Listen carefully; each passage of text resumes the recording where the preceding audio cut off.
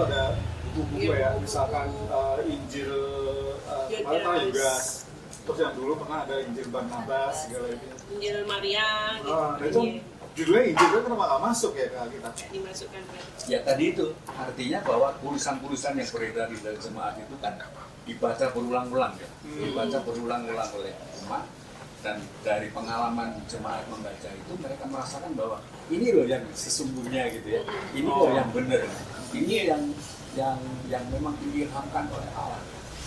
Jadi apa namanya, waktu berjalan untuk membaca itu dan juga oleh pertolongan itu selalu mengatakan bahwa ini hanya 66 inilah yang diterima sebagai yang lain mungkin bisa dibaca tapi bukan sebagai mungkin bisa menjadi pelengkap juga tetapi tidak kita terima sebagai Jadi kayaknya ada dua sisi nih, berarti ada dari sisi Tuhan menyertai orang yang menulis gitu ya. Kemudian ada kan pasti ada yang ngumpulin nih kan dari jemaat zaman dulu kan mungkin juga ini pengetahuan enggak pasti juga ini juga bikin terus ya. betul. kan dari tempat yang berbeda-beda ya Pak ya. Orangnya berbeda-beda. Jadi apa namanya jelas sekali bahwa ketika kita membaca merenungkan firman Tuhan itu karya Roh Kudus itu menjadi sangat menentukan gitu kan. Sehingga bisa jemaat pada waktu itu mengatakan bahwa ini tulisan bagus tetapi ini bukan firman Tuhan gitu. Ini yang diterima adalah yang 66 itu dan itu dirasa cukup gitu. Tapi tidak berarti bahwa lalu kemudian Tuhan hanya berfirman melalui ke 66 buku itu gitu. Kalau kita bertanya apakah Roh Kudus atau Allah masih berfirman pada saat ini? Masih berfirman kan? Iya. Nah, tetapi 66 buku itu cukup untuk menyatakan karya penyelamatan Allah itu. Jadi apa namanya? Ya kita tidak membatasi karya Roh Kudus kan di luar itu. Bisa saja Tuhan mau berbicara terus secara langsung. Tapi kita meyakini bahwa ke 66 buku itu cukup untuk menyatakan karya penyelamatan Allah yang cukup untuk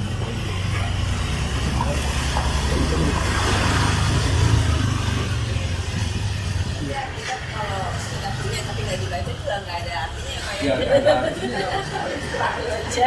Dan kita bisa melihat bahwa karya Allah melalui firman Tuhan itu sangat nyata dalam kehidupan. Artinya Tuhan tidak berhenti berkarya. Artinya Tuhan terus berbicara kepada kita melalui Alkitab, dan itu ditanggapi oleh banyak orang gitu. Maka kalau kemudian ya banyak orang dibaptis sampai sekarang juga gitu.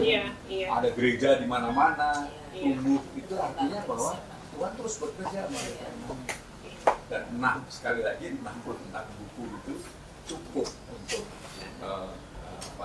kita memahami karya penyelamatan Allah. Dan kita tidak bisa mengatakan bahwa kita hanya menerima perjanjian lama yang 49 atau 27 baru. Sebab dua-duanya ini kan sesuatu yang nyambung gitu kan. Dan perjanjian lama tidak bisa dipahami tanpa PB.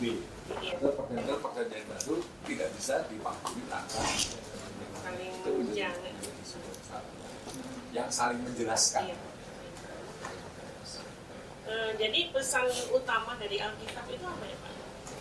Pesan utamanya adalah bagaimana Allah menyatakan karyanya untuk menyelamatkan dunia. Intinya itu.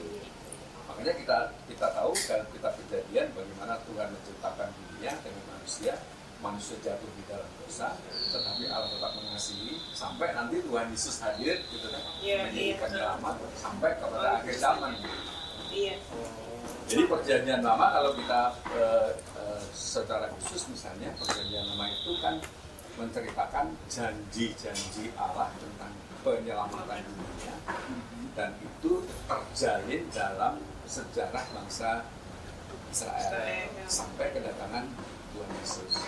Nah, perjanjian baru melanjutkan karya penyelamatan alam itu melalui Tuhan Yesus Kristus sampai akhir zaman. Iya. Dan kalau perjanjian lama mungkin hanya berputar pada sejarah bangsa Yahudi gitu ya. Tetapi kalau perjanjian baru kan sudah mulai bangsa-bangsa lain kan dari situ sampai pada akhir. Jadi intinya pertanyaan dulu tadi, apa intinya? Intinya adalah bagaimana Allah menyelamatkan dunia, karya penyelamatan. Mungkin ada tips Pak, gimana caranya supaya kita bisa memahami bagian-bagian Alkitab yang kayaknya sulit gitu ya kita kalau kita baca kitab bilangan gitu ya banyak apa gitu ya Apalagi mama. Iya, betul. Ya, kalau saya secara praktis ya bagaimana bisa memahami, bacalah terjemahan yang ada. Itu gunanya sebenarnya. Iya. Jadi kembali kalau soal lembaga kitab tadi, lembaga kitab itu menerjemahkan. Kenapa harus diterjemahkan? Kalau nggak diterjemahkan, bahasa asli perjanjian lama itu bahasa Ibrani. Iya.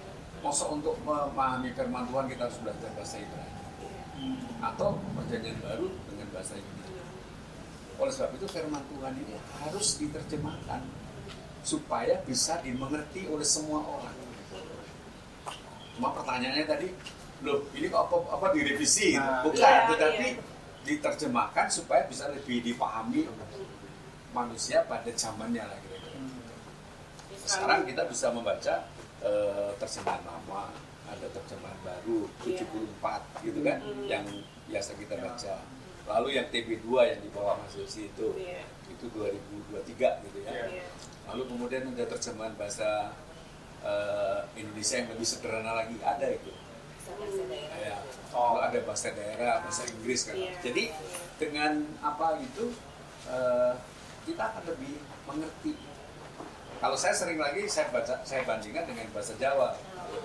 Iya. Jadi saya yang tumbuh di kultur Jawa akan lebih kena kalau itu firman Tuhan itu disampaikan dalam bahasa Jawa gitu. Jawa, iya. Makanya dibaca untuk perbandingan.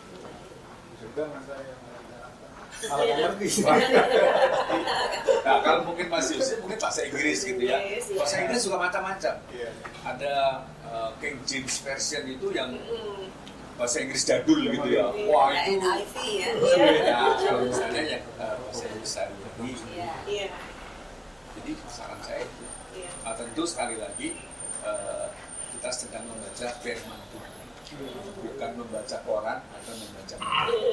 Jadi perlu berdoa dulu, gitu kan? Berdoa betul supaya Tuhan menyatakan itu kepada kita. Jadi makin jelas ya Mas Yosi ya. Jelas. Kenapa ada yang baru ini? Betul. Itu lama diganti. Iya. Jadi sebenarnya bukan diganti, Iya. tapi di apa ya? Disesuaikan. Disesuaikan. Dengan Disesuaikan. jadi supaya selalu up to date ya Pak ya. Iya.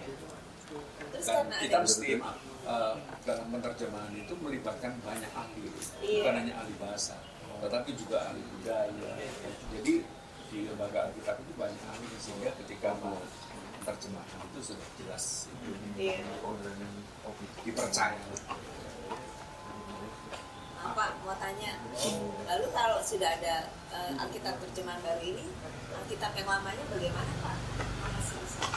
Ya dipakai saja, dibaca saja. Terus terang saja ini juga pergumulan di rumah gitu kan. Iya. Banyak mungkin ada 15 atau Alkitab yang apa ya sebenarnya sudah tidak pernah dibaca. Nah saya pernah tanyakan kepada lembaga Alkitab ini gimana Pak, ini mau dijual mau diroak jual, rasanya gak enak banget ini mau jual Alkitab gitu kan. Nah, dari lembaga Alkitab justru mengatakan udah bawa aja kamu, bawa aja. Oh. Jadi apa namanya, kalau masih bisa digunakan itu bisa dikirim mungkin disama lagi lebih bagus. Tetapi kalau enggak ya mereka daur ulang. Ya saya berharap bahwa apa namanya firman Tuhan ini menjadi sesuatu yang kalau hidup kita itu bukan sekedar mengantar tidur. Ya sih masih untuk Bisa ada pagi. gitu. Bisa ada pagi. Tapi Tapi justru ini menjadi tantangan kita sebagai gereja gitu ya, bahwa gereja berdiri di atas firman. Iya. Dan kalau kita tidak memahami, kita tidak membacanya, ya kita akan semakin hilang relasi kita. Iya.